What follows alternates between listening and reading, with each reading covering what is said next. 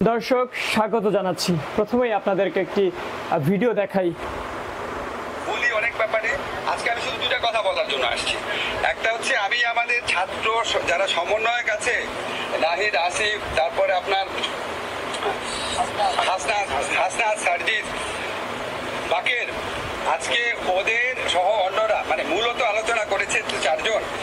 তো ওদের যে আলোচনার স্কিল দেখেছি, ওদের যে আলোচনার আউটকাম দেখেছি, এটা একটা মুগ্ধ করার মতো। মানে আমি নিজে বিশ্বাস করতে পারি না আমরা এত ম্যাচিউরলি সবকিছু এত ডিল করতে পারি।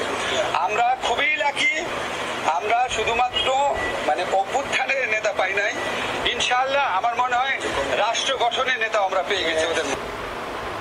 আমরা শুধু গণ অভ্যুত্থানের নায়ক পাইনি, আমরা আগামীর রাষ্ট্রনায়ক পেয়েছি। দর্শক, আসিফ আহমেদ স্যারের সাথে সারা দেশের সকল নাগরিক কিন্তু এখন একমত প্রকাশ করছে। আমরা শুধু গণ অভ্যুত্থানের নায়ক পাইনি, আগামী দিনের রাষ্ট্রনায়ক পেয়েছি। কেননা ছোট্ট একটা আন্দোলনকে কেন্দ্র করে একটা গণ অভ্যুত্থান ঘটিয়েছে এই ছাত্র সমাজ।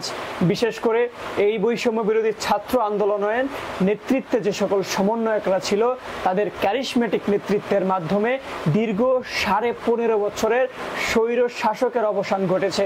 বাংলাদেশের সমস্ত রাজনৈতিক দল তাদের এত হাজার হাজার নেতাকর্মী থাকা সত্ত্বেও যেটি করতে পারেনি, কয়েকজন সমন্বয়ের ক্যারিসমেটিক নেতৃত্বের মাধ্যমে, দূরদর্শিতার মাধ্যমে স্বৈরশাসক মুক্ত একটি বাংলাদেশ গড়তে পেরেছি। দর্শক, আসিফ আহমেদ স্যার যেমনটি বলছিলেন, বাংলাদেশের রাষ্ট্রপতি, বিমান বাহিনীর প্রধান, সেনাবাহিনীর প্রধান সহ বাংলাদেশের সিনিয়র যে সকল অফিসার বৃন্দ আজকে গণভবনে ছিলেন, তারা সবাই কিন্তু এই সমন্বয়কদের প্রশংসায় পঞ্চমুখর করেছেন। কেননা তারা যে দূরদর্শিতার পরিচয় দিয়েছে সেটি কিন্তু কেউই করতে পারেনি।